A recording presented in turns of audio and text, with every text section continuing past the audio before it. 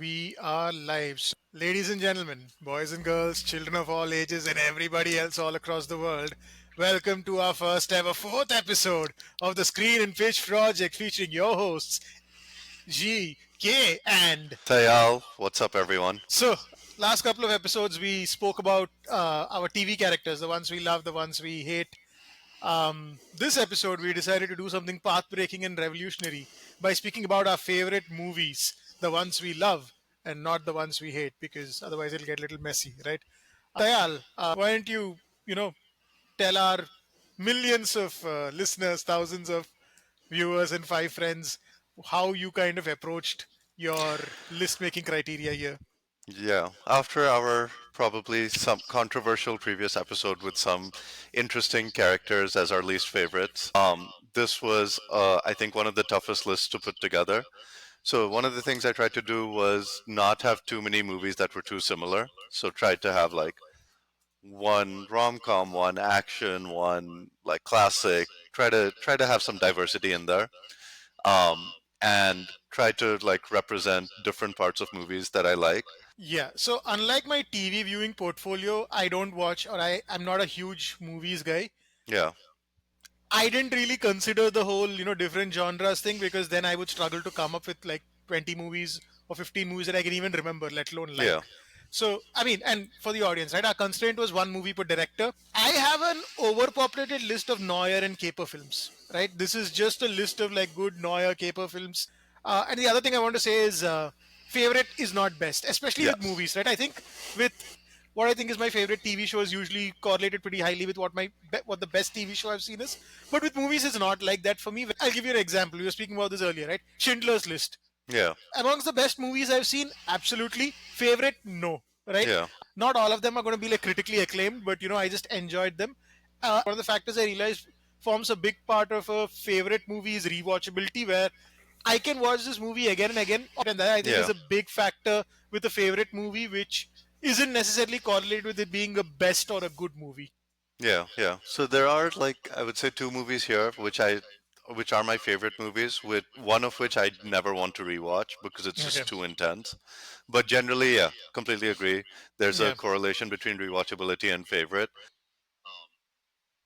But there were a couple of exceptions where I'm like, okay, I love this movie and this is a movie I want to recommend. We haven't seen each other's lists. Yeah, We haven't, unlike our TV portfolio, I don't think we really know our movie no, preferences as much as well. So it'll be interesting to see. yeah. Tayal, over to you. So before we get started, would like to introduce our sponsor for this week's episode and shout outs to Bungle AI. Have you ever wanted to avoid having an uncomfortable conversation? Introducing Bungle AI to have all the conversations you need to have but just don't want to. Bungle AI will reach out through text, WhatsApp, Instagram, and email to let your friends know and let them down easy whenever you want to skip that next dinner reservation or you want to break up with your girlfriend of 6 years. Trust Bungle AI. Disclaimer: Bungle AI does not claim any liability for the reactions and outcomes of these conversations. All conversations will be used to train future models. Your name and data will be encrypted, probably. Shouts to Bungle AI for being our proud sponsor for our first ever fourth episode. Yeah, no, I think this one is my favorite one so far. Not a service I think I'd use, just because I feel Hmm. like this difficult conversations are character building, but also I'm usually on the receiving end of difficult conversations, so so so it's fine. So It's it's fine. Yeah, yeah, sometimes, AI can manage it better. yeah, yeah. Bungle.ai guys, sign up today. The future is here. The future is here. Okay, so kicking off with our honorable mentions and in 3, 2, 1. 12 Angry Men, right? 1957 movie. I don't know if you've watched Citizen Kane, right? Yep. Citizen Kane, you really need to put on Euro. It was great at the time, had because it's kind of boring. 12 Angry Men is not like that. Yeah. 12 dudes sitting in a courtroom discussing the outcome of a murder case should not be this gripping, but it is. Yeah. Top-notch script, top-notch storytelling. I think it's like barely an hour long, but you are hooked for that entire hour, and it's a great, great film. right? Really rewatchable, really engaging. It holds up today, and that's what is like a testament to how good a film it is. I haven't watched it in years, but it's a Yeah. fantastic film. And the first time I watched it, I think I watched it like 2 3 times in the space of like 6 months or something because it was just that good. Monsters Inc. Right? Unlike Tayal, who doesn't like kids, I like kids. Boo has my heart. Like what an adorable little kid. Kitty, which is I forgot his real name. I just call him Kitty. The regular the big monster, right? Shelly or whatever his name was. I Yeah. Kitty, Boo, Kitty, and Mike Wazowski, right? Great movie. I love the world. The world, the concept is brilliant. That there's monsters, they come in through your door. The fear versus laughter for energy kind of thing. Great take on like corporate capitalism and stuff like that. Randall is a great villain with the whole slimy chameleon kind of thing, right? Really fun movie. Lovely world setting, right? And the fact that Monsters University was good. They also have a TV show spin-off on Disney, which I started watching like a year ago. It's not bad. I didn't expect it to be like it's not great, but it's not bad. It's very sort of light watch kind of thing. Yeah. Um, Dil Chahta Hai. I don't know if you've seen this movie. Have you? I have, and it was Okay. something I was thinking about putting in Yeah. my honorable mentions too. Yeah. It came very close to being in my top 10. Path-breaking movie for its time, right? Buddy romance. Like it's a buddy film, right? That's not something you normally see in Indian cinema in 2001. Saif Ali Khan's character is refreshing because he's like, you know what? I was like with all these girls because they were hot, but now I actually like this other girl. Refreshing sort of take in Indian cinema again. Akshay Khanna and Dimple Kapadia's character's arc is beautiful, right? The whole he likes her, but she's like, dude, elder woman, let's just be friends. Great directorial debut for Farhan Yeah. Akhtar and great musical debut for Shankar Ehsaan Loy. Yeah. For this to be your debut film as a music director and then to have such bangers is Yep. testament. And like the at least for me, the movie that put Goa on the map as a tourist destination. Angamali Diaries is the greatest Malayalam film I've seen. I've seen 3 Malayalam films, so not the highest bar, but it's a wild ride from the start to the finish. Right? If you're about to start like a gang war or something, always hit the guy next to the guy you're arguing with, because both of those guys will get bewildered. The first guy will get bewildered as to like, okay, why do you hit me? Because you were arguing with this guy, and the other guy will get bewildered because you hit the guy that you're not supposed to be hitting. And that's when you land like the killer punch, and then after that it's a free for all. But that's how you gain advantage in a fight. Never implemented. Hopefully, will not have to. Great movie. Yeah. Uh, Comedy, action, drama. It says girls, grenades in the Gulf. That's pretty much the template of the movie. Guy wants to sort of get married to a girl who can help him move abroad. Gets caught up in a murder case because of a grenade that he launches in a very random sort of setting. And then finally he gets to go to the Gulf. Dream. Yes. The ending sequence where it's like a continuous shot where the antagonist dies is fantastically done. Great movie, right? Last but not least, Oh Brother, Where Art Thou? The only George Clooney movie I've seen and I totally get his charisma. Great lead role. Fun fact: so I actually watched the Ballad of Buster Scruggs Yeah. on Netflix, and this was also Yep. a Netflix recommendation after that, and I watched it, and it was so fun. They have a plan, but not a clue is the tagline of the movie, and that's exactly what it is. The Constant Sorrow song is amazing, very Bollywoody in its execution in the movie, but so fun. This is an example of a movie where if it was a best list, this wouldn't be sniffing there because the ending's a little random. The scene with the nymphs and the flood and all that's a little random. But favorites in terms of just having fun watching it, Yeah. 100% recommend. So yeah, that's my honorable mentions list. Did you consider the modern day Dil Chahta Hai as in ZNMD, which was like the evolved Nah, instead of nah, Goa, Spain? No. not even close. Not even close. Not Like even I've seen it, close as the not even original. close. So yeah, coming to my list, I'll start off with Three Idiots, which was just there because I like to see campus, and Yeah, that movie shows a lot of the campus that yeah, both of us went to business school in. yeah, Movie is also good, but to me, the thing that really makes me want to watch it again and again is just to reminisce on our days on yeah, campus. yeah. Fair. Yeah, And it's that a wonderful campus, huh? Like beautiful yes, campus. it's a Yeah, beautiful campus, a lot of fond memories, yeah, and it's a solid movie as well. yeah. Like It's a solid movie memorable as well. characters, good Yeah, dialogue, nice message, yeah, classic Bollywood movie, well executed. The next movie is Jurassic Park, which is one of the first movies I can like remember myself watching. And the first time those dinosaurs come on the screen, I still get goosebumps now when that music plays and you see those dinosaurs on the screen, like the brachiosaur, yeah, and it just was so earth shattering at the time. And the animation and the whatever CGI that they use still holds up so well Yeah, in that from that original movie. And I think some of these movies, because they animation and effects weren't as good, they had to use other ways to show tension, like the water rippling when yeah, with each step. So it's, I think, one of the first movies I remember watching, and yeah, it still gives me goosebumps. yeah, yeah, The next one is The Fast and the Furious, which is my favorite dumb movie franchise. I'm not going to pretend like these are the most critically acclaimed movies or the most thoughtful movies or the most nuanced movies, but they are incredibly entertaining. yeah, Every single movie, fortunately or unfortunately, had to one up the previous one. So you go from stealing VHS and VCRs in the first movie to going to space in the eighth movie. The next one is Inglorious Bastards, which was my favorite Tarantino movie. I love most Tarantino movies, but I think this is the most entertaining of all of them. And again, driven by one of the best villains ever in Hans Landa. His lines, his delivery, the opening scene with the milk, it is just so terrifying. And the way he does yeah. it with a smile on his face, it was like the perfect actor met the perfect director. And it's just the joy in the You way get, he delivers his lines. yeah, And then the iconic scenes, like, of course, the number, how do you say three in the diner? Yes, exactly. It was beautifully done. The movie is a little long, like every Tarantino movie, but every scene is entertaining. yeah, And talking about entertaining, are you not entertained? Gladiator, one of the most epic hero, single man, I will kill or die for this man movies ever made. yeah, Seeing Russell Crowe on that stage giving the thumbs down is just so beautiful. Joaquin Phoenix is such a despicable villain. He plays the role so well. Just one of the best movies just to energize someone and to yeah, just feel like, oh, people can do things. yeah. No, fair. So let's go into the top 10 then. Three, two, one. The number 10 movies. So starting off with mine, oh, it looks like we both went for at least comedies.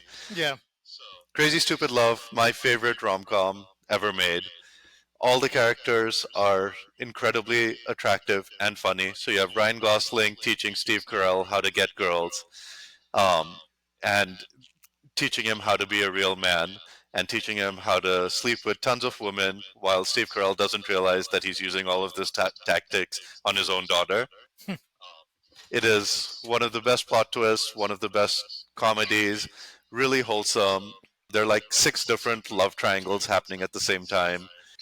Kevin Bacon is a classic, perfect, slimy villain. yeah, yeah. I've seen this like late again. Like I've seen this in the last 3 4 years. I Yeah, enjoyed it. I don't remember much of it because it was like pandemic and there's like those 2 years just feel weird, man. Like I don't know. I yeah, consumed so much yeah. content during that time that I like it's just hard for me to remember a lot of what I watched. But yeah, I remember the movie. I remember it being fun. So yeah, no other notes. I don't know if you've seen Hera Pheri. I have, Uh, I have. yeah, Fantastic movie. yeah. The basic premise is ingenious because it starts off with basically a misprint in the yellow pages where, um, Babu Rao stores listed with another ones, and that's just a comedic device throughout the movie. But in the end, it turns out to be the crucial sort of plot device that sets up, the actual plot, and that's brilliant and ingenious and just funny, right? There's this comedian called Karnesh Talwar who just said Hera Pheri is so funny that they knew that they had like to take like no effort with the songs, and that's absolutely true. Like the songs are shit, it's fine, it doesn't matter, right? It's a bit campy. The acting is a bit over the top because of the time it was in mid 2000, not even mid, like early like 2000. I think literally the year Yeah, I think 2000. it's 2000. Yep. Yeah, 2000 Bollywood. But again, right, memorable characters. Akshay Kumar might have like questionable political motivations, but he's a really good funny character. Tabu is great, Om Puri is great, Sunil Shetty is there. He's just there. Yeah. I'm sorry. Gulshan Grover is the typical is a great over the top baddie.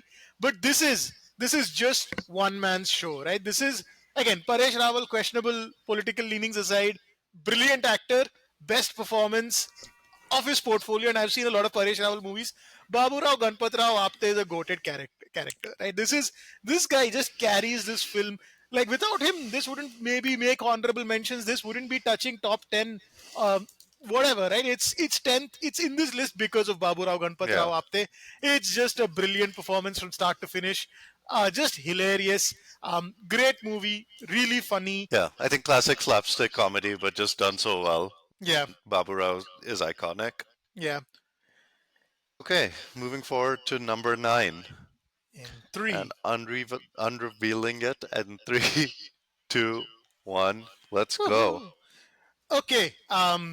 Okay. Nice. Look, I like food. I like animation. So chances are, if you make an animated movie about food, I'm going to like it, right? But if you make a really good animated movie about food, I am going to love it, and that's exactly what Ratatouille is, right? Ego, Antoine Ego is a great sort of antagonist, final antagonist for these guys, the food critic, and he puts a lovely bow at the end of the movie with his line that not everyone can become a great cook, but a great cook can come from anywhere. Yeah, I've had an everlasting crush on Celeste, right? So much personality, such a badass in everything she did. Still have a crush on her, unapologetic about it. Linguini and Remy are a great duo, right? You just want to root for them, like the ultimate sort of underdogs, and just a really fun, heartwarming, sort of feel-good movie throughout, right? And then I actually had Ratatouille, and then I had other French food, and let me just say, the disparity between marketing and reality in this case, in perception and reality in this case, is phenomenal, right? Like kudos to the French for this, right? But yeah, great movie. Don't let the reality of French food take away from how good this movie oh, is. yes. Food. One of my mom's favorite movies, Yeah, Ratatouille. I also really enjoyed it. Remy yeah, is hilarious. Really well made movie. My number 9 is The Social Network, one of the best written movies ever. Each character is just so witty, has the perfect line and the perfect moment. Everyone's iconic, from Justin Timberlake showing up to Mark Zuckerberg being, uh, I don't know, the slimy villain that he may or yeah, may not be in real life. yeah, Just perfect actors, perfect dialogue, so quotable. Mark Zuckerberg, so Jesse Eisenberg's getting interviewed, and they ask him, "Do I have your attention?" And his response is, "I think if your clients want to sit on my shoulders and call themselves tall, they have a right to try. But there's no requirement that I enjoy sitting here listening to people lie. You have part of my attention. You have the minimum amount. The rest of my attention is back at the offices of Facebook, where my colleagues and I are doing things that no one in this room, including and especially your clients, are intellectually or creatively capable of doing." What a perfect takedown. The writing from Sorkin is amazing. I love a lot of Sorkin. So I love A Few Good Men, which is like the 90s legal thriller, which is like, you can't handle the truth. okay, Classic Sorkin line, yeah, West Wing. So big fan of him. But I think this is like where everything came together. Great yeah, director, great writer, yeah, great Fincher movie. Yeah, yeah. No, this is a great movie, right?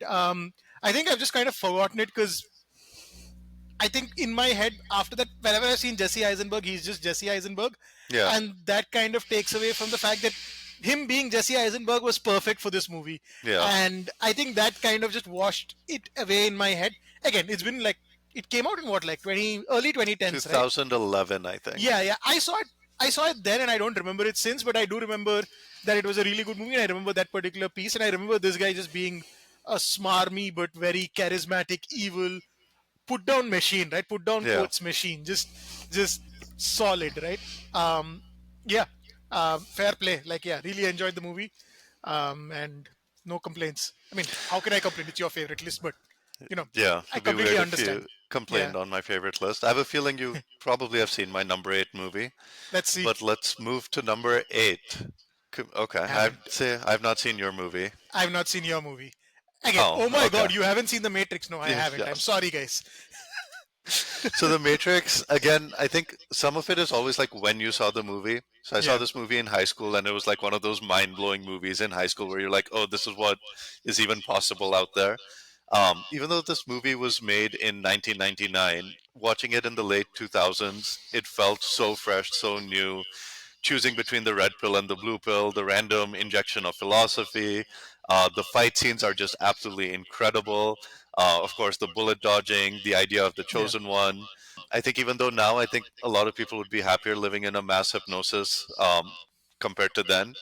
When this movie came out, I feel like we were all a lot more like counterculture, like let's fight back. We shouldn't be part of the system.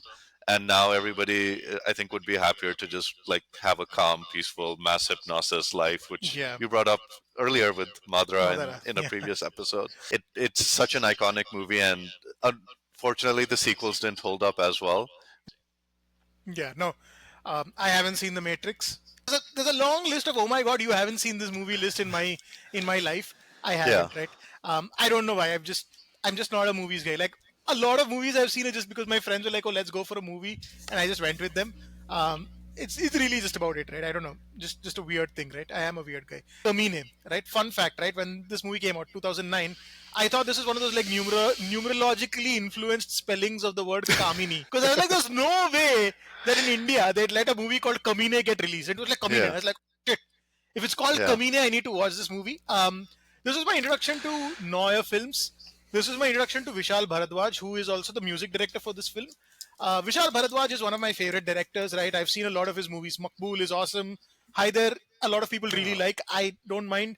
He's got like a Shakespearean trilogy. So Makbul, Omkara, and Haider is a Shakespearean trilogy. Omkara was very close to making the list, right? Amazing movie. He's also sort of creatively, he's not the director, but he's creatively involved with the Ishkia films, Ishkia and Ded Ishkia.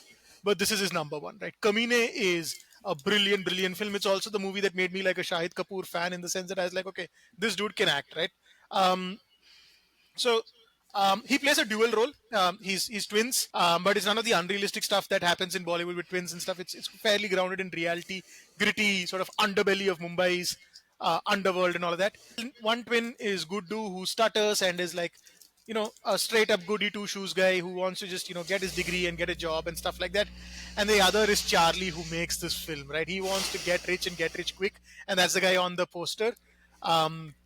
So he has a lisp, but in his words, मैं फ को फ बोलता हूँ. पैसा कमाने के दो रास्ते हैं, एक फॉटकट और दूसरा छोटा फॉटकट. Is just amazing iconic dialogues from Charlie. Right? This movie doesn't let up. Multiple threads and plots just intertwining, weaving in, out, and it all makes sense, and it's just gripping, right?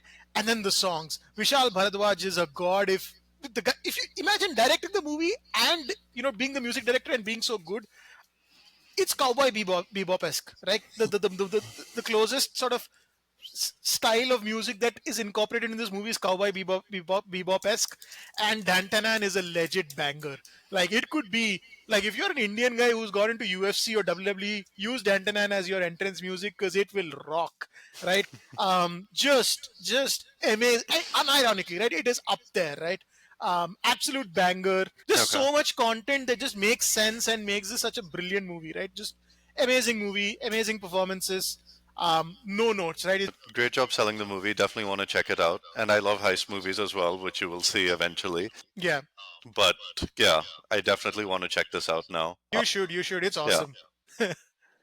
So have you Okay. heard Dantana? Have you at least heard Dantana? Yeah, yeah, yeah, yeah, of yeah, course. yeah. Okay, cool. I'm still a little Indian, don't worry. No, right, yeah, obviously. Okay, moving into the top 7. I am quite confident you have never seen or even heard of the movie that I've selected. Maybe, yeah. I'm pretty sure you've at least heard of the movie I've selected. If you, I'll be shocked if you haven't seen it. Okay. Yeah. This was part of my introduction to India. Yeah. So I think it's one of the most important films made in Bollywood, right? Because it set the tone. It was a movie about people like me, right? I'm an urban Indian kid. I speak in English. I throw in a little bit of my local language. I swear. I am sort of westernized and I'm unapologetic about it. This is who I am. Take it or leave it. And this film brought three dudes who were exactly like that onto screen, right?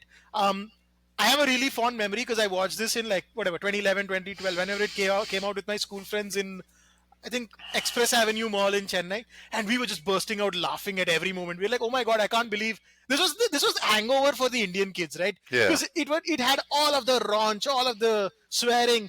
Like Imran Khan at one point says "Tevdiya," and I'm like, "Dude, why are you pulling like Tamil insults out of this?" That's my favorite moment in a Hindi movie because it was so unexpected. He's like, "You Tevdiya chut or something," and I'm like, "Macha, where? What is this? I am so in love with you." Devi's mom is the lead in this, the female romantic lead in Yep. this, Purna Jagannathan. Yep. And really Yep. fun, really strong, powerful female lead. Sonia is hilarious. But two men make this movie in terms of the comedy, right? The first is Vijay Raj as the straight-faced gangster, the only guy who's trying to be serious in all of this, and then his sidekick, right? The Sir Lundri guy. Sir, ये तो टट्टी है is the most ridiculous hilarious line in cinema for me, right? I just laugh Yeah. out so loud every time. And like when I'm on my deathbed dying, having the DMT trip or whatever it is that happens, I'm hoping that this comes out and I laugh and I go out with a bang, right? Not the kind of bang that leads to somebody saying sir ye tatti hai, but still, right? Because it's just, yeah, iconic movie. Bhag DK Bose is just lyrical brilliance, to beat the censors. Action, drama, comedy, but more comedy than anything else. Just again, like classic capo movie, right? It's a shame that Imran Khan didn't, like, sort of, make it in Bollywood, because after this movie I was rooting for him. I was like, I don't care what happens, because of the choice you made to make this movie. Like, Amir Khan, thank you for making this movie, right? Yeah. Again, right, just one of the most important movies for me, because I was like, oh shit, like, finally I relate to somebody on screen here, right? I think the last time I felt that was Dil Chahta Hai came out when I was 9 years old, but like, so Yeah. I couldn't relate to it. So, but now I do, right? Yeah, yeah. No, this was one of the movies that I saw when I came to IIM. I think someone recommended it, and it's just like, oh, you need to learn how to be Indian again. And this was one of the training videos. Such a fun movie, incredible one-liners. It moves pretty fast. There's Yeah, always something happening. I think even the way it's shot is kind of chaotic, yeah, but it has like this insane chaotic energy, which is so much yeah. fun.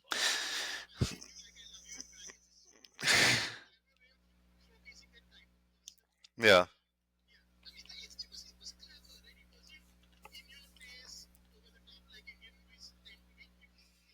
yeah. I mean, not that we can't be clever, but it was rare at that point of time, right? I think after that we picked up on that, but at that point it was rare. Okay, so I think almost all of my movies that I've chosen are fun and all of them are Yeah, rewatchable. This movie is not rewatchable at all, yeah, but it is, I think, the single movie that had the biggest, most powerful impact on me of any movie I've ever seen.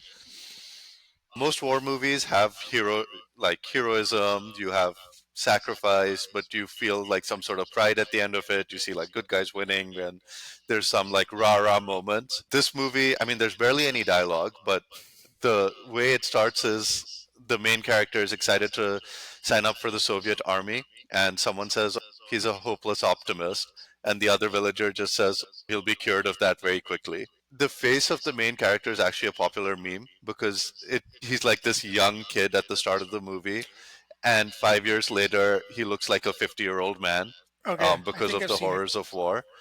It is probably the most powerful anti-war movie I've ever seen because of how kind of grim, how much despair there is, how just like brutally real it also feels. Yeah, So it took 7 years for the Soviet government to approve releasing this movie because of like how powerful the message was and how much they didn't want to kind of let this out, because you watch this movie and you're just like, okay, no, like yeah, nobody should ever have to go to war. It is the most powerful movie I've ever seen, which is why I put it on the list. yeah, But so intense that you definitely can't rewatch it. yeah. I If you mean, are rewatching it, you're kind of weird. yeah, no, I mean, this is exactly why I didn't put Schindler's List on Yeah, the. It's the same for me. I cried watching Schindler's List. I remember I was like 22, watching it in my sort of room at home, like on my laptop. Um, I just cried. It was heartbreaking, and I've never watched it since. But it's a wonderful movie. yeah. When I say wonderful, in the sense it really shows the despair and what the suffering of the people who were subjected to the Holocaust was and stuff like that. Like I said, for me it was just favorite versus best. I just chose, to interpret that differently. Getting close to the top five with Yeah, number six. Ooh, animated movies for both of us, and yeah, Lion King is one of my OG yeah, favorite movies. yeah, But I picked Spider-Man Across the Spider-Verse just because I found the animation in that movie to be so beautiful. There are actually, I think, 5 or 6 different animation styles in the movie. So you have the opening animation style, which is from the first movie. Then they come to India, and it's a completely different world, completely different sketch. They go to 3 or 4 other worlds that are all beautifully rendered. and every single one slightly different. The whole tone changes based on the animation style. I've never seen any other movie like this, and it makes sense why it took 5 years to just animate this, even with modern technology, because of how absurdly like detailed they are, how many risks they take. The story is also pretty good. I really like the message of the story, which is how much are your choices preordained, especially because we keep here watching all of these superhero movies with origin stories. So for me, this is my favorite superhero movie ever made. Are animated, right? You should animate these kind of movies, man. Like I don't, yeah, Yeah, whatever, right? I, like I agree with that. I don't Yeah, want to like think about like humans doing it. There's some free thing freeing about the animation, which yeah. is so true about your movie, The Lion King. Like the live action remake just Oh doesn't my make god, sense. dude, the live action, you can't tell the lions apart. They all Yeah, look like lions. yeah, Like I don't mean to be speciesist, but yes, I can't tell apart lions. Like even in the documentaries when they're like, oh, this is Kinga and this is Queena, and I'm like, dude, they look the same to me. Like, I mean, like, yes. yeah, And you it's can't make a sexy lion in real life. you can't make a sexy line in real life, and Nala is very sexy in this movie, and I don't like. You call me a furry for this? I have an imagination, bro. Yeah. You don't, right? The Lion King is the film of my childhood, right? I watched this when I was 3 years old. It came out when I was 2 years old. This is the first movie I remember watching, right? And I watched this again and again. I loved The Lion King as a kid. I used to cry when Mufasa died. Even today, I would probably get a lump in my throat, and I hope I do because that will show that the child in me is still alive. It's not the most complex plot, right? But what it does is it tells a story well, and it has two outstanding elements, right? The first is the characters, right? Amazing characters, right? Regal, unflappable, just kingly Mufasa. You got wise Rafiki. You've got like serene, regal, sort of supportive Sarabi. You've got playful, feminine Nala. You've got the very human, self-doubting Simba. You've got, the goofy, lovable, Timon and Timon Pumbaa. and Pumbaa. You've got you've got wise advisor Zazu, and then you have the greatest Disney villain, Scar, right? Utterly visceral loathing and fear-inducing when you were a kid, to just finding him utterly compelling and charismatic and just stylish as you grow older, right? Like think modern day Loki, think modern day, think that Roman Roy from Succession, think all these guys. The template, the archetype is Scar, right? That voice, Jeremy Irons is the name of the guy. Amazing voice, right? The Yeah, Be Prepared song is so over the top villainish, but still so believable so because good. it's Yeah, Scar doing it. To the gruesome end he meets, it's just a great arc, right? This is the first element that makes this movie awesome. The second are the songs, right? From the opening, Tsemanya, to the Circle of Life, to Can You Feel the Love Tonight. Just great songs. Two absolute bangers, though. I just can't wait to be king is an absolute classic. I love it, right? It could just be on a playlist, right? It could be on an album by an artist, and you'd be like, yeah, fair enough, it's awesome. Um, and the other one is iconic, right? I think most kids from our generation know this song, and if if I have kids, they're gonna watch The Lion King. If I don't have kids, I'm gonna borrow my friends' kids just to make them watch The Lion King so that they can learn what the motto of life should be. And if they ask what's a motto, I'm gonna say nothing. What's the matter with you? Because Hakuna Matata. What a wonderful yeah. phrase. What a wonderful phrase. Hakuna Matata ain't no Yeah, passing craze. It means no worries for the rest of your days. It's a problem-free philosophy. Hakuna Matata, right? Amazing song, amazing sort of. Again, there's layers to it. Like as you get older, you realize it's such a wonderful sort of way, right? The way you kind of realize that, oh, Timon and Pumbaa sort of introduced Simba to the stoner chill lifestyle, but like he also has like a family and like responsibilities and bills to pay, right? So he needs to sort of balance both of these things. I mean, that's what you as an adult take, yeah. whereas as a kid you were just like, oh, at least I was like, oh, Mufasa, don't come in his dreams and like be a downer, like let him live his life, it's fine, right? Because of whatever. But yeah, such a wonderful sort of just rewatchable movie. Again, right? I could watch it now and just enjoy it, Yeah, and it was just a moving movie as a kid, right? Just I yeah. haven't seen Lion King 2, 3, 4. It didn't need a sequel. I don't know if they're good or not. I just was so satisfied with this movie as a standalone piece that I never really, even bothered watching the others. I would love to. I'll be honest, but this was just such a standalone, just like an Incredible Andhra movie. meals of a movie. Just you eat it and you're just satisfied. You're like done for the day. But yeah, Lion King, all-time childhood movie, probably my favorite as well from all the Disney movies. Yeah, I think I really like Mulan as well as a kid, but I Yeah, think Mulan and Lion King were always my two favorite. like yeah, I think you get either one or the other with, with Yeah, with a lot of the Disney and Pixar films, but neither has touched this level of excellence in both aspects since, right? yeah. Okay, now we're coming into the top five. Nice pick. Yeah. Um, I want to live in a Wes Anderson movie, right? I I love the visual aspect of his movies. There are some movies where I've had to pause and rewind because I wasn't paying attention to the story because I was just looking at everything in the background. I was like, oh, I want to live here, right?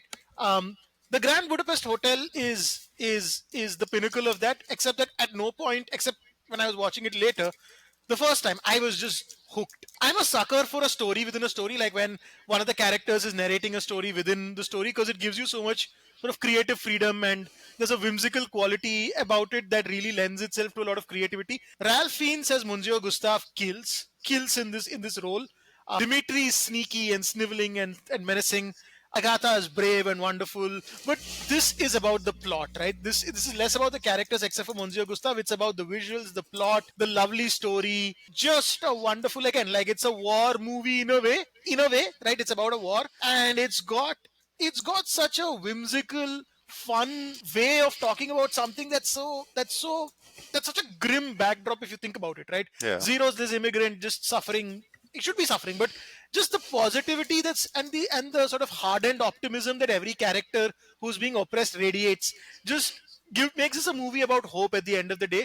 The ending is sad yeah, and melancholy, and it brings it back from its wonderful, quirky sort of fantasy world into this like reality that despite things working out, then life can still come full circle, and you can still end up in a bit of a mess. It feels like a winter movie. Like Grand Budapest Hotel feels like something you'd just like curl up to in November with a blanket, hot cup of coffee, and just or like chocolate or whatever. yeah. Much more upbeat than Ralph Fiennes' other war movie, Schindler's List. Yeah, Such for sure. a, I mean, the color palette, the pastel colors, the hotel, I don't remember the name of the bellboy, but he's such a Zero. funny character. Zero. Yes, yes, yes. I should have remembered that. Such a fun, whimsical movie. And yeah, Wes Anderson, all of his movies have that kind of template. I Yeah, saw Asteroid City, I think Darjeeling Limited. I think the setting also makes a big difference, and yeah, having that backdrop like really makes the movie more fun. yeah, yeah. I really liked Asteroid City as well. I actually watched it on a plane. Yeah. Oh, I think nice. it's a great movie too. I just had fun. I was like, oh, Wes Yeah. Anderson movie. I was like, I don't need Yeah. anything else. Let me just watch it. Really fun. Definitely. Yeah, My number five is Casino Royale, which is my favorite James Bond movie. I love James Bond movies. I love Mission Impossible movies. I love the Bourne series. I love spy movies. Like, give me any spy movie, spy books. As a kid, all I read were spy books. That if I had a choice, that's all I would read were Tom Clancy novels, Frederick Forsyth. Like, I love, love, love spy movies and books. And Casino Royale is my favorite of any of the movies. Everything is just perfect. I mean, it's Daniel Craig's first Bond movie, so he's being introduced as James Bond. He's still like learning the ropes, but looks like this complete badass younger guy who can just solve any problem, but is still trying to figure out his humanity. The car, the Aston Martin in DBS in this is absolutely gorgeous. It has some beautiful lines. I think my favorite line is when James Bond he just has that look and he says, "Why is it that people who can't take advice always insist on giving it?" He does the whole martini shaken or stirred, but he does a twist on it, which I think is does it look like I give a fuck. Every scene in this is so high intensity, um, up until the end where he's getting kicked in some uncomfortable places with a sack hitting his sack. Incredibly magnetic villain in Shifra with the weird eye. Great poker game, chase scenes, femme fatale or whatever you would call Eva Green's character in this. Yeah, you can see why Bond would do everything for this woman and becomes yeah, completely broken after this. yeah. I've never seen a Mission Impossible movie. I've never seen a Bourne movie. I've never seen a James Bond movie. My God, how have you not seen them? I don't know. I don't watch a lot of movies. I'll probably go check out Casino Royale because now I know that that's your favorite movie. So possibly I'll probably like it as well. Very relatable about the getting hit in unfortunate places because when I was playing goalie, as in we play like flying goalie, right? So I was goalie and somebody shot the ball and I saved it with my nether region. So highly relatable at this point of time. I also do this. I also used to do this weird thing where, my name is Bond, James Bond. So I'd be like, my name is Malla Pragada, Malla Pragada Gurnatha, Malla Pragada Gurnatha Karthik. Finally found out what the MGK stands for. Yes. Shouldn't probably, get my personal information out like that, but it is what it is. Cool. Unlike Machine Gun Kelly, whose real name has got nothing to do with MGK. And I'm like, bro, why are you stealing my. Like, people have asked me this at some point. They'll be like, oh, do you really like the rapper Machine Gun Kelly? I'm like, no, that's my name, bro. This guy just stole it because he thinks the combo sounds cool, which it does. But the least you can do is at least have like at least be called Kevin or something. Like his real name is not even like there's no G, there's no K, and he's like Machine Gun Kelly. Like fuck off, bro. Like bullshit. Yeah, You cool. should tell But Megan Fox this. I mean, yeah, I mean, like she hasn't like replied to me on Instagram yet, but when she does, I mean, I'm joking, guys. I don't like DM random women on Instagram. It's because Megan Fox knows me. That's why he's saying this, right? Yeah, But anyway, BFFs forever. BFFs Okay, forever. moving to the top four. Yes, in a Three, three. 2, 1. Ooh, okay, very different movies. Have you seen this? I have seen it. Yeah, I did require subtitles. I will be very honest. yeah. I required subtitles as well. But like I understood 80% of it. It was just that, like I think now if I watch it, I won't because my wife is from this part of India, so I picked up that version of Hindi a lot better. Um, Anurag Kashyap's magnum opus, right? 5 hours of blood, betrayal, and badla. Badla means revenge. Yeah, just I think there's a lot of acclaim for Nawazuddin Siddiqui's character Faisal. बाप का भाई का बेटे का सबका बदला लेगा Faizal is an iconic dialogue. But for me, this entire movie is shaped by two characters, right? The first makes part one, and that's why part one is my favorite. It's Manoj Bajpayee in as Sardar Khan, right? Um, so I don't know if you've seen a lot of Manoj Bajpayee movies. I've seen like two or three. Every movie he's in, he kills, bro. Like all of these great actors that they talk about, he's the pinnacle of that, right? In Satya as Bhiku Matre, my God, amazing screen presence. And then in this movie as Sardar Khan, right? Sardar Khan is up there with the anti-heroes of like the great anti-heroes we've spoken about. Sardar Khan is up there, right? He captures your attention from moment one. That's just what Manoj Bajpayee does, right? But he's funny, he's lecherous, he's bloodthirsty, demented, charming, right? Flick of a switch, he goes from funny, funny pervy uncle to murderous, knife wielding crazy person who can rip you from limb to limb, right? His death scene at the end of part one is iconic. Um, and this is the first sort of pillar of the movies, right? The second is the pillar that goes from moment one till the very end, right? Is Ramadhir Singh, right? Amazing villain, the Yeah. mountain that everyone wants to climb but just cannot, right? Not in that way, you pervs, right? Iconic cinema dialogue I don't know if you remember the जब तक इस देश में picture चलेगा cinema चलेगा तब तक लोग चूतिया बनते रहेंगे is just a great dialogue तुमसे ना हो पाएगा is just such a wonderfully condescending put down and ultimately leads to his downfall just a wonderful villain, right? Charming, sophisticated civilized kind of thug, which really just adds that layer and a great foil for the other sort of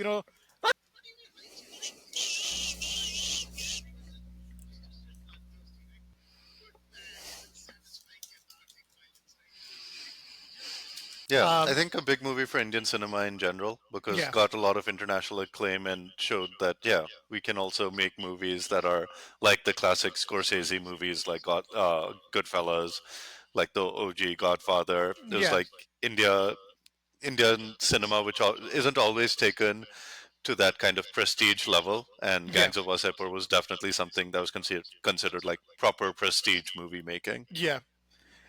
But let's talk about a very different but a very fun movie. A very, very, very different movie.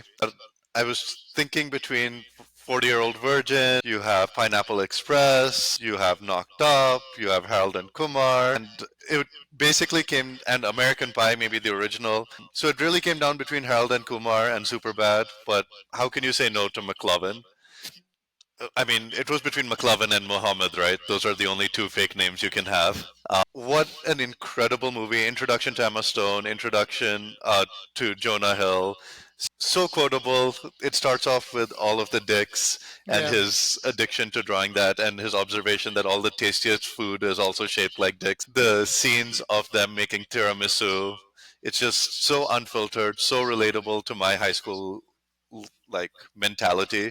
Came out at the exact right time. So I think yeah, Superbad came out in 2007. So it was right when like hit me in like my prime of being 15 and thinking this is what being 17 is gonna 16, 17 is gonna be like. yeah, Gonna find my own Emma Stone. But then also has like this little bit of wholesome friendship element yeah, between Michael Cera and Jonah Hill's character, yeah, and that comes out at the end where there's that kind of bromance.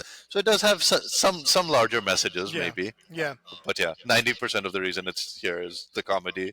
Maybe 5% is that yeah. uh, bromance messaging.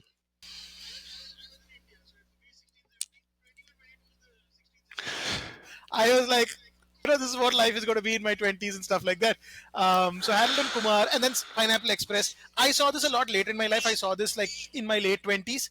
I Hmm. really liked it, but Yeah, the kind of impact it had on me was lower than what Harold and Kumar did, what Pineapple Express did. Hangover. Forgot about that. That was the other one I was considering, just because it was such like a Yeah, landmark movie when it came out. yeah, same, right? I mean, these are all films that I kind of considered, but then for me, like for example, Delhi Belly just like trumps Yeah, Hangover, both in terms of humor and impact. For me, it trumps Hangover. Um, fair, very fair. yeah, Okay, we've reached the top three. yeah, So top three countdown in three, two, one. Very nice. One yeah, of my honorable mentions.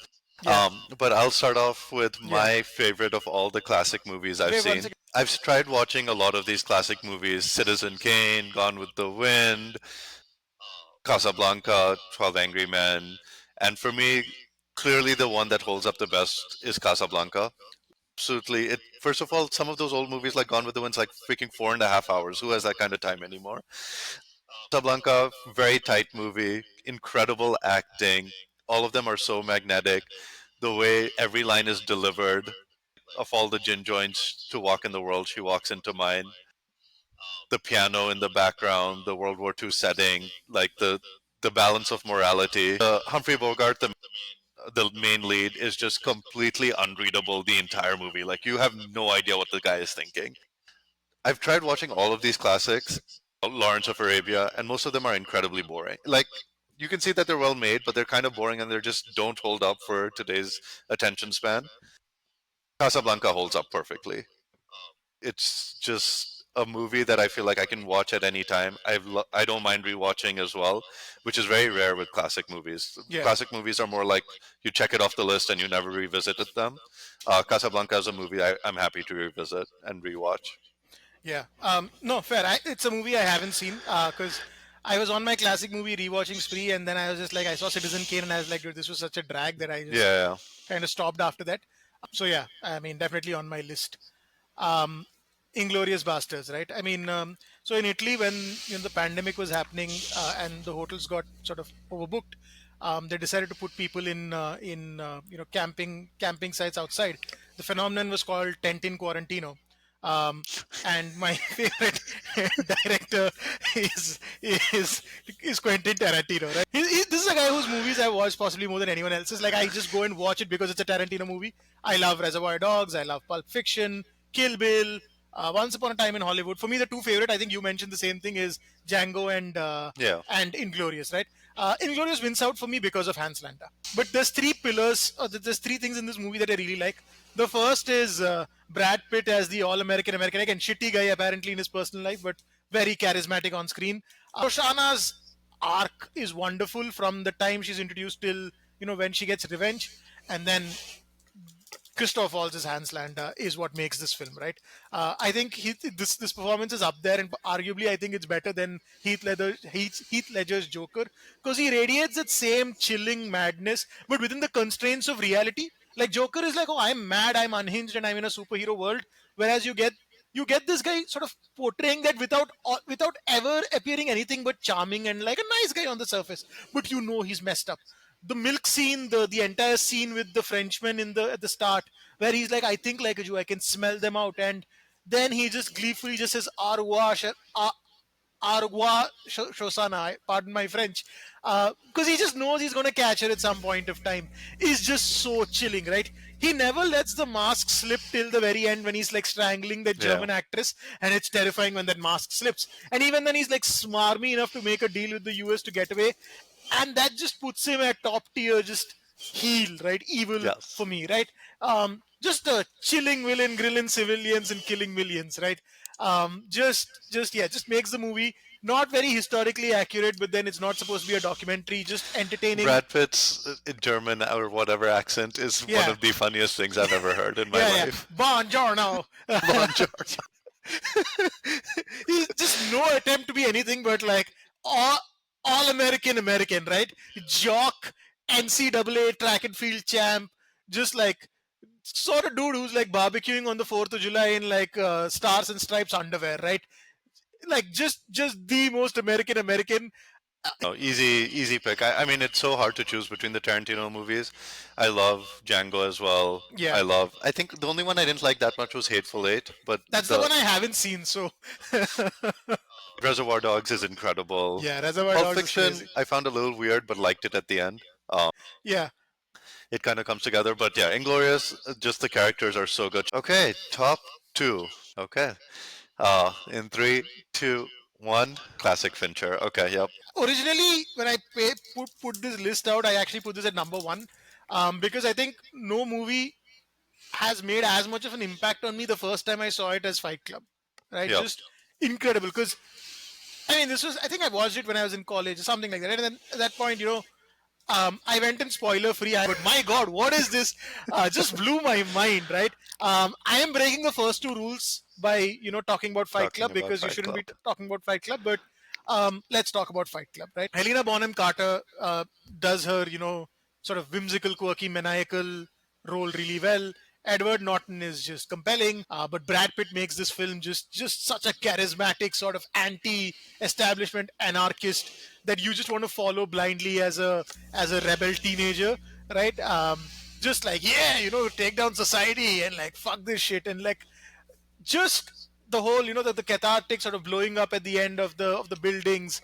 I have a very complicated relationship with capitalism, where and I'm 1000% against unfettered capitalism, right? I believe it's very necessary, but it needs to be there needs to be a lot of checks and balances, because it can't be the way you set up the floor of your society, right?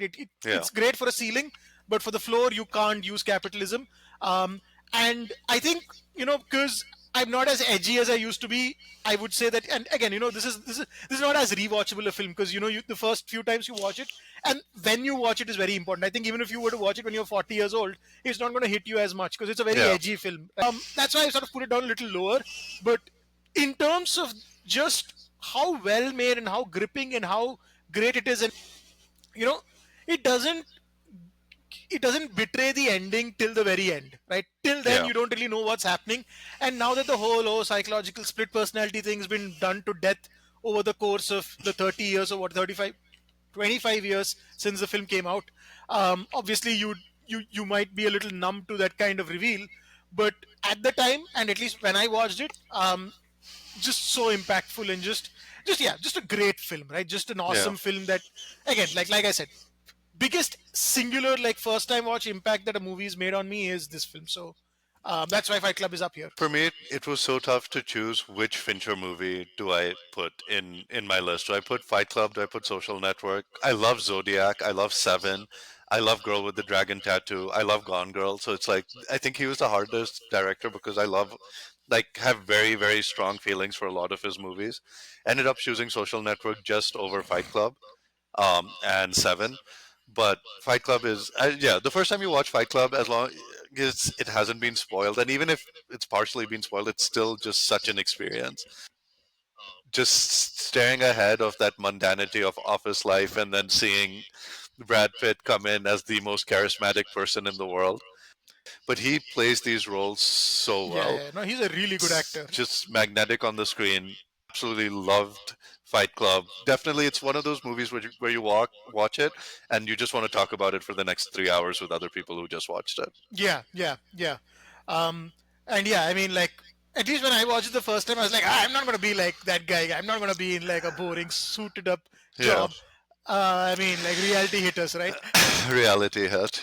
I mean, it's not so bad. I mean, yeah, there's It a, isn't. yeah, but it is what it Yeah. is. Disclaimer to everyone: we aren't blowing up any buildings, so yeah, No, we're no, happy with our yeah, mundane jobs.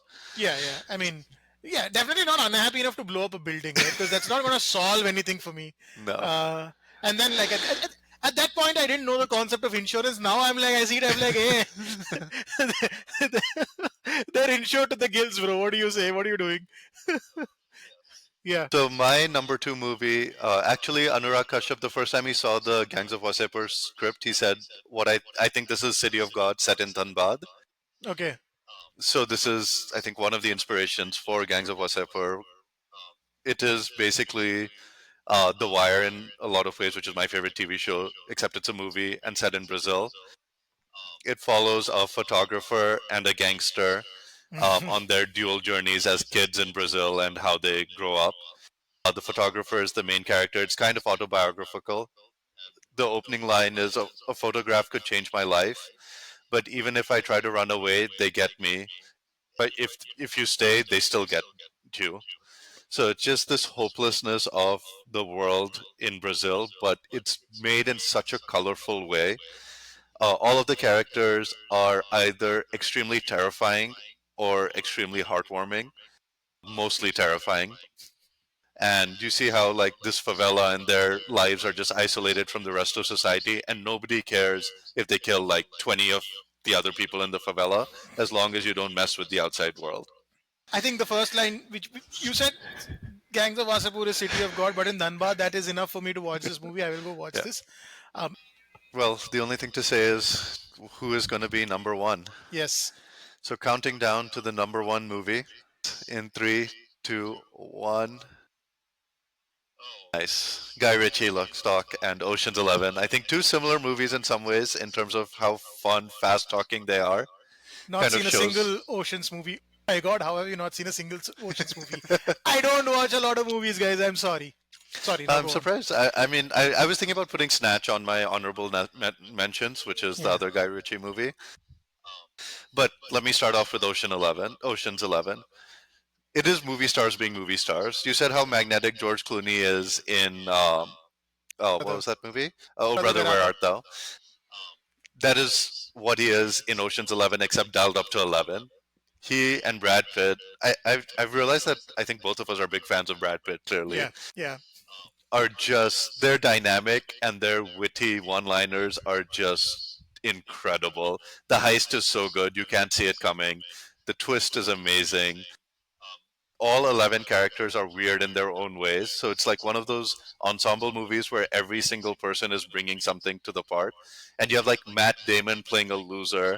You have incredible actors, Don Cheadle just playing like a minor part as one of the members.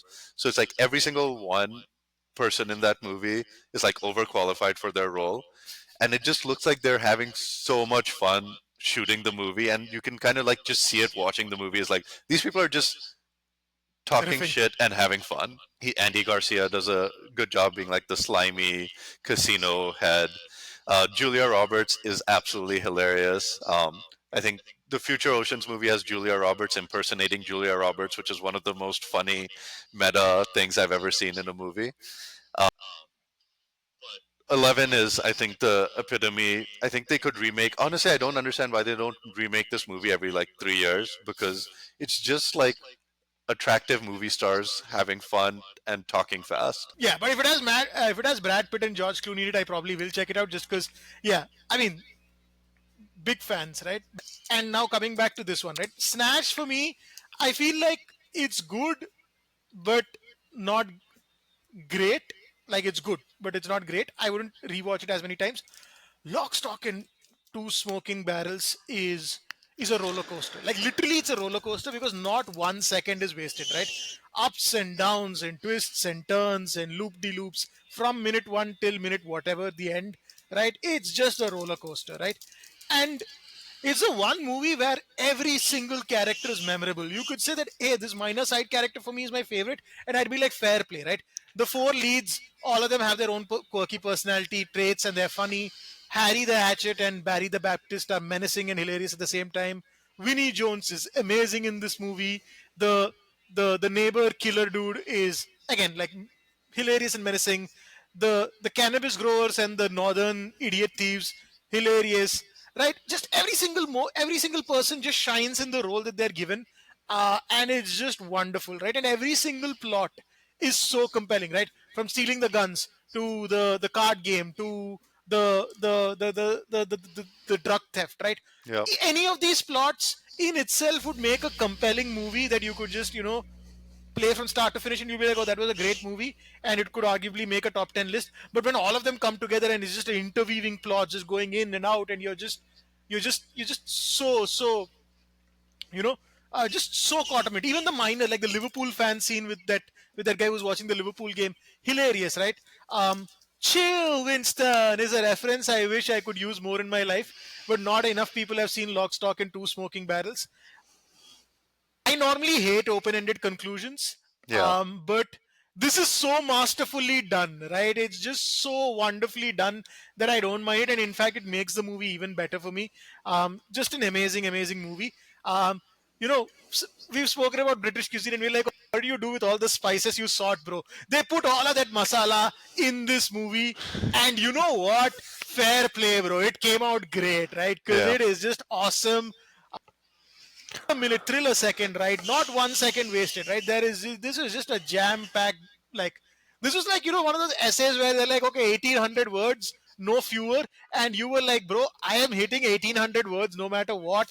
But you came out with one of the greatest essays ever because you just want to breeze through those 1800 words and you're like, yeah, this is fun. I don't care what I get on the assignment. I would just read this essay again and again. Essay.